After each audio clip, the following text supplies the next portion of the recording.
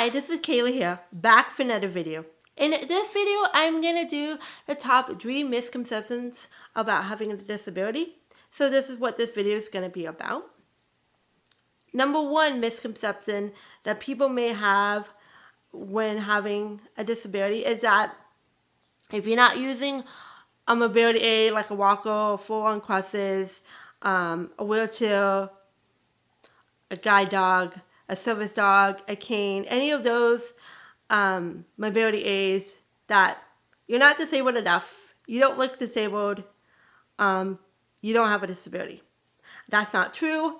There's a lot of people that have a disability that don't use a mobility aid and that is disabled, like an individual disability such as ADHD,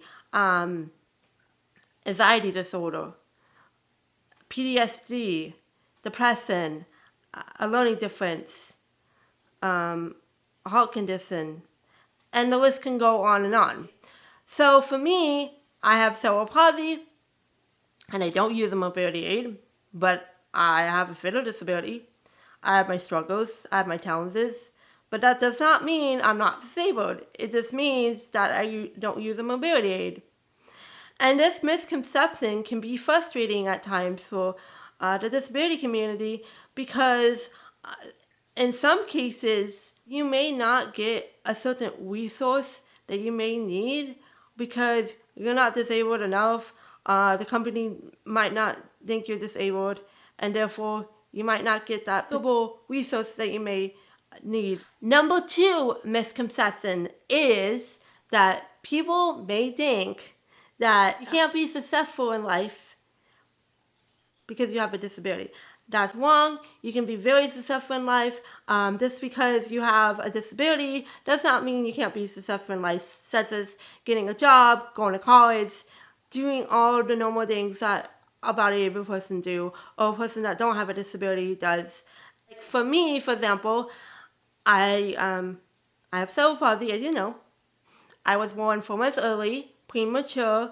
I weighed 1 pound, 3 ounces, 12 inches long. Doctors told my parents I wouldn't make it through the night, and I did. And then the doctors told my parents I would never be able to walk, talk, eat, do nothing in life, and be in a vegetable state for the rest of my life. As you can see, that's not the case.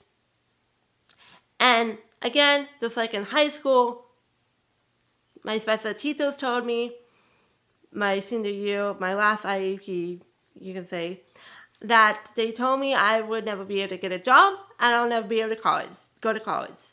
I have a job and I go to college and I'm about to graduate with my associate degree. So this goes to show, just because I have a disability does not mean I can't be successful in life. And again, this is very, very, very frustrating because of the fact that because society thinks that a person with a disability can't be successful in life, especially if your child end up being in the special ed in public school. So there's 2 different groups when it comes to special ed. There's low functioning and high functioning. Low functioning students usually get the resources that they need. They get the help that they need, they get the support that they need, they get everything that they need, even after they graduate from high school. You move on to high functioning students like myself, okay? And you're only taught up to 4th grade level. And that including elementary, middle school, and high school in special ed. I'm not kidding. Okay, well, I mean, it could be different for different states, but in my state, yes. You're only taught up to 4th grade level. And that can be very frustrating, you know, and I always say, and this is sad but true, the special ed system is broken, okay? And I absolutely hate to say that because I feel like there's a lot of children out there that are high functioning that can be successful in life, that can go to college, and a lot of times what ends up happening is when you reach high school and you're in special ed, okay, you go to life skill classes. What are life skill classes? Life skill classes are there to help you to prepare to get a job coach, want to know what you want to do in life, that type of thing, okay? They don't encourage you to go to college. In my case, they did not encourage me to go to college, but when you go to college, you're going to learn everything like everyone else. No one's going to hold your hand and have an IEP or modify your work or, just make it so easy for you in life. That's not how life works. It's like black and white. It's like one-sided, And I think that's why the special ed system in public schools tend to modify student work and tend to just make it easy for them, like pass fail, there you go, not telling them, not holding their hand and going, you know what, you can do this, not encouraging them to be mainstream. Now I know that still are students that can't be mainstream for one way or another, okay, and I understand it, but there's other students like myself that are very high functioning that should have been in a mainstream class. In my case, that did not happen because, like I said, the special ed system failed me. Why? Because they did not encourage me to pursue higher education. They just basically gave me my diploma, and that was it. And you know how I felt when I got my diploma? I felt like I didn't own my diploma. I felt like they just handed it to me and did not own it. I did not own my diploma. I mean, it was so badly.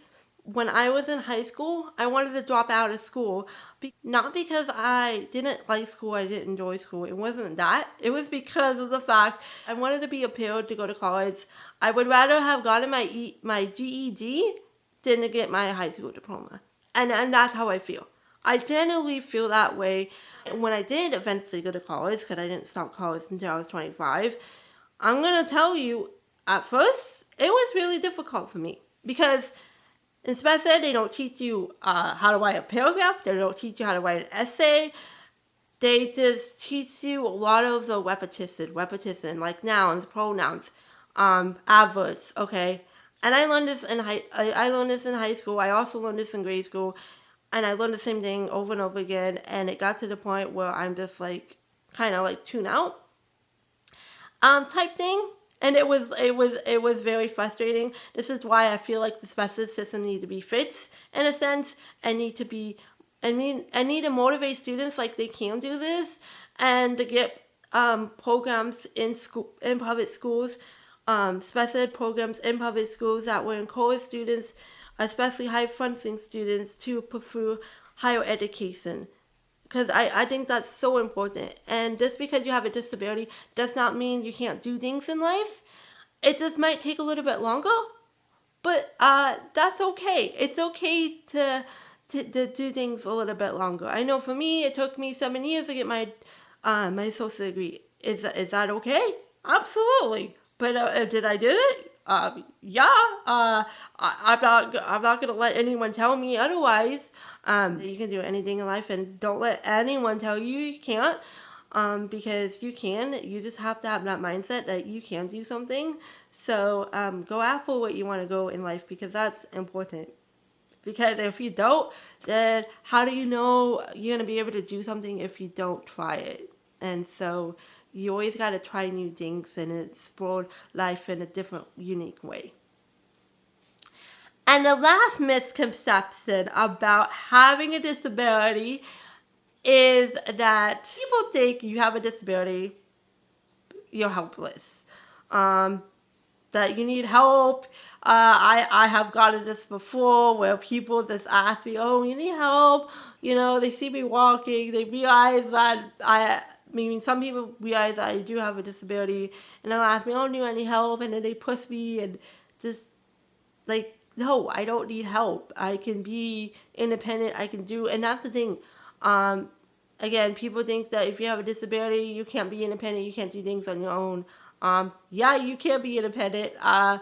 There's a lot of people that have disabilities that are very independent. Those people that are in wheelchairs that are very independent, that do things mostly on their own. Having a disability can be frustrating. It's not my disability that frustrates me. It's the people that makes it frustrating to have a disability. And if society was more compassionate about people with disabilities and just giving us the resources and the helps and the tools that we need, we wouldn't be struggling. And the thing is, the sad part is, a person that is born with a disability like myself have a higher chance of developing a mental health disorder. Like for me, I have anxiety disorder and I also have ADHD. I feel like that's why I have a general anxiety disorder, because the resources and the help and everything there's a lack of, and that is the most frustrating thing in itself. But yeah, those are the 3 misconceptions about having a disability. If you like this video, give it a thumbs up. If you want to subscribe. If you want to comment, and we know that we're unique, different, special, and unique ways. I love y'all, and bye. See you next time.